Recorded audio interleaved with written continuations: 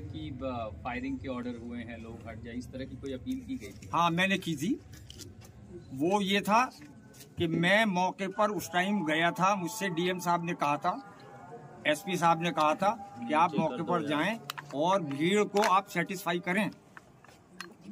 मैं गया था, तब मेरे सामने डीआईजी महोदय, एसपी और डीएम आपस में ये डिस्कशन कर रहे थे कि तुरंत गोली चलाने का ऑर्डर लिया जाए। कौन कर रहे थे? एसपी साहब थे, डीएम साहब थे और डीआईजी साहब थे। मैं उस टाइम वहां मौजूद था। तब मैंने ये सोचा कि अब गोली चलने ही वाली है। मैंने पब्लिक से अपील की, बहुत ज्यादा अपील की, वहां पहुंचकर भी अपील की, लेकिन 75% लोग वापस चले गए। कुछ लोग यही सोचते रहे कि खुदाई अभी भी जारी है, ये खुदाई क्यों हो रही है।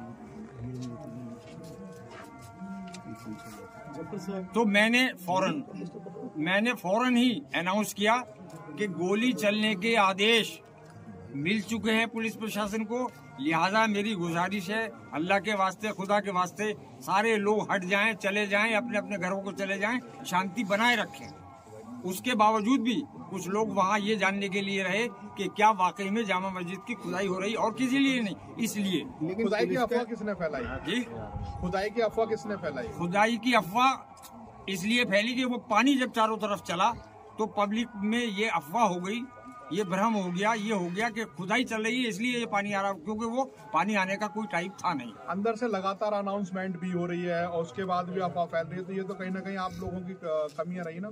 नहीं, हमारी क्या कमी रही, हम तो बराबर अनाउंस कर रहे हैं। पानी की जो कमी है, सबसे बड़ा जो अफवाह फैली है वो पानी को देख के फैली है कि ये पानी क्यों आ रहा है, इसका मतलब ये है कि अंदर खुदाई हो रही है, जबकि हम बराबर अनाउंस कर रहे थे वहाँ खुदाई नहीं हो रही थी। लेकिन पब्लिक के जहन में यही बात हुई कि शायद खुदाई हो रही है, और ये क्यों हो रही है।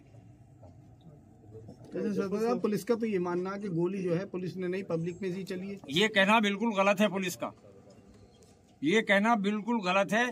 पुलिस गोली हमारे सामने चला रही थी, मैं मौके पे मौजूद था। पब्लिक की तरफ से मेरे सामने कोई गोली नहीं आई।